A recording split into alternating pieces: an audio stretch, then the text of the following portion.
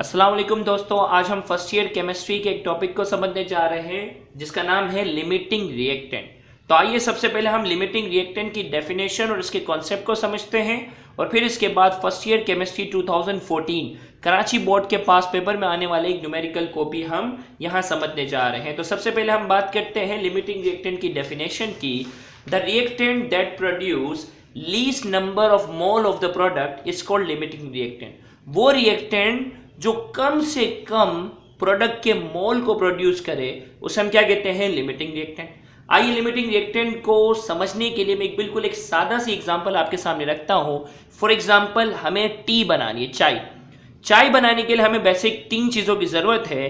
For example, milk की जरूरत है, टी बैग की जरूरत है और शुगर की जरूरत है। मिल्क फॉर एग्जांपल हमारे पास इतनी क्वांटिटी में है जिससे 3 कप बन सकते हैं चाय के। टी बैग की हमारे पास क्वांटिटी इतनी है जिससे कितने कप बन सकते हैं? 6 कप बन सकते हैं चाय के। और शुगर हमारे पास इतनी अमाउंट में है जो कि 10 कप जो है वो टी के बना सकती है। अगर हम बात करें कि ओवरऑल अगर हम चाय बनाने जाएंगे तो उसके लिए हमें मिल्क की जरूरत भी होगी, टी बैग की जरूरत भी होगी और शुगर की जरूरत होगी। तो अगर हम ओवरऑल बात करते हैं तो हमारे पास ओवरऑल जो है वो टी बनेगी, चाय के जो कप बनेंगे उनकी तादाद होगी 3।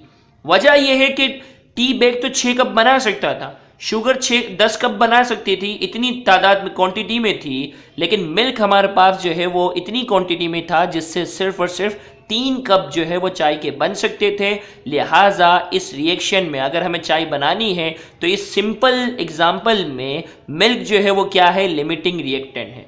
वरना टी बैग तो 10 कप चाय के बना सकता था, शुगर 10 कप जो है वो टी बना सकते थे, लेकिन जो है वो मिल्क जो है वो 3 कप के क्वांटिटी के बराबर होने की वजह से हम सिर्फ जो है वो चाय के 3 कप ही बना सकेंगे। लिहाजा अगर चाय बनाने जाएंगे तो मिल्क की वजह से जो है वो हमारा रिएक्शन रुक जाएगा और ये लिमिटिंग रिएक्टेंट साबित होगा। और ओवरऑल हमारे पास जो है वो चाय के जो प्रॉपर कप बनेंगे वो सिर्फ और सिर्फ 3 बनेंगे, ना कि 6 बनेंगे, ना 10। तो यहाँ हमारे पास ये बेसिक कॉन्सेप्ट था। तो अब देखते हैं, the reactant that produce the least number of mole of the product is called limiting reactant. हमने कहा वो रिएक्टेंट जो प्रोडक्ट जो है वो कम से कम प्रोड्यूस करे। हालांकि ये 6 कप प्रोडक्ट प्रोड्यूस कर सकता था, ठीक है, ये 10 कप प्रोड्यूस कर सकता था, लेकिन इसकी वजह से हमारा प्रोडक्ट जो है वो सिर्फ और सिर्फ 3 कप ही बनेगा। लिहाजा इस केस में जो है वो मिल्क क्या है? लिमिटिंग रिएक्टेंट है। तो लिमिटिंग रिएक्टेंट में हमें उस रिएक्टेंट की निशानदेही करनी होती है जिसकी वजह से हमारा प्रोडक्ट जो है वो कम बनता है। तो आइए हम इसके फिर एक प्रैक्टिकल एग्जांपल की तरफ बढ़ते हैं जो कि पास पेपर में हमारे पास एक न्यूमेरिकल है। उसमें पूछा जा रहा है कि zinc chloride is prepare by the reaction zinc plus 2HCl equal to zinc chloride plus hydrogen. 6.54 gram of zinc react with 73 gram of HCl। Find the limiting reactant and the mass of zinc chloride produce. हमसे कहा जा रहा है 6.54 ग्राम जब zinc react करता है 73 ग्राम HCl के साथ, हमसे कहा जा रहा है आप लिमिटिंग रिएक्टेंट भी बताओगे, दोनों में से कौन लिमिटिंग रिएक्टेंट है, और आप ये भी बताओगे कि मास ऑफ जिंक क्लोराइड कितना प्रोड्यूस होगा। तो आइए सबसे पहले हम एज यूजुअल डेटा की तरफ बढ़ते हैं। तो डेटा में हमारे पास जो गिवन है वो है मास of zinc. Mass of zinc हमारे पास है 6.54 ग्राम। इसी तरीके से हमें मास ऑफ HCl जो दिया हुआ है वो है 75 ग्राम।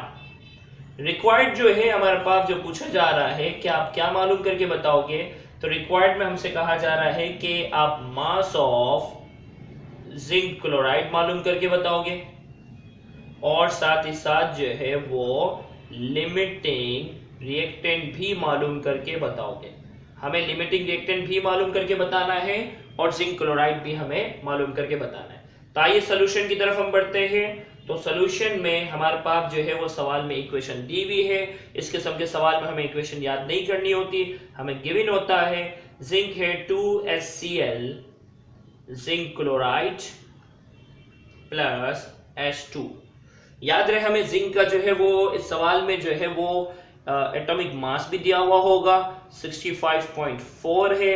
इसी तरीके से जो है वो हाइड्रोजन का जो है वो 1 है एटॉमिक मास यूनिट, हम यहाँ लिख देते हैं AMU एटॉमिक मास यूनिट, और ये भी एटॉमिक मास यूनिट इसी तरीके से जो है वो क्लोराइड की भी हमें इसमें नीड होगी, तो ये भी पेपर में गिवन होगा 35.5 AMU।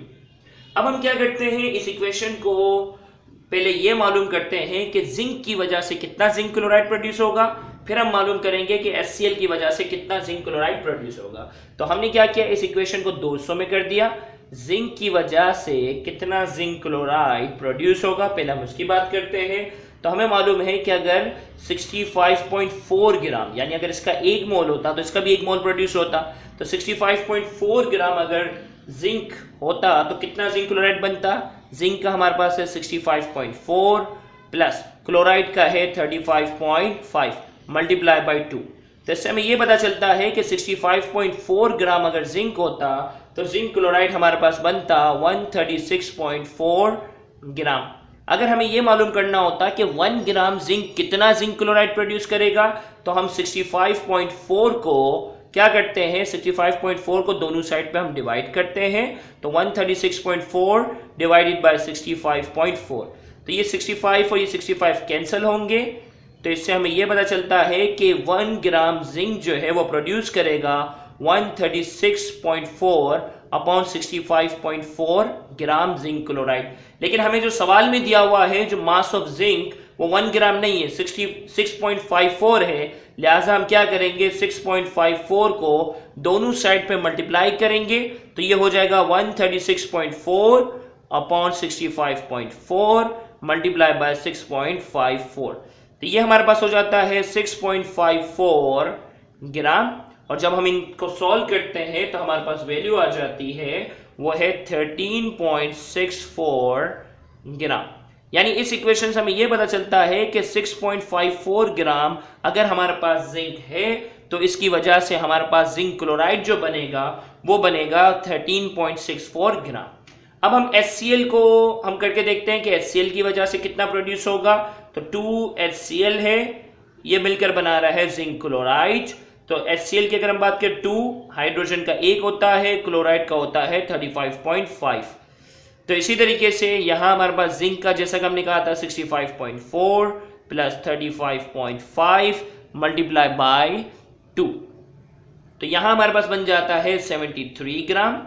और यहां हमारे पास सॉल्व करने पे बनता है 136.4 ग्राम।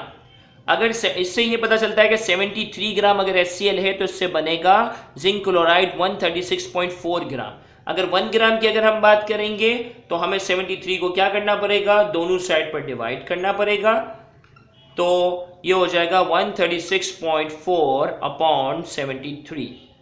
यानी इस इक्वेशन से हमें ये पता चल रहा है कि 1 ग्राम HCl जो है वो 136.4 अपॉन 73 ग्राम जो है वो जिंक क्लोराइड प्रोड्यूस करेगा। जबकि सवाल में हमें 1 ग्राम नहीं दिया हुआ, 75 दिया गया है, तो हम 1 को क्या करेंगे, 75 से मल्टीप्लाई करेंगे। तो ये हमारे पास हो जाएगा 136.4 मल्टीप्लाई बाय 75 अपॉन 73। तो इससे हमें यह पता चलता है कि अगर HCl 75 ग्राम है, इनको जब हम सॉल्व करते हैं तो हमारे पास वैल्यू आती है 140.1 ग्राम। अगर HCl हमारे पास 75 ग्राम है तो हमारे पास जिंक क्लोराइड जो बनना चाहिए वो 140.1 ग्राम।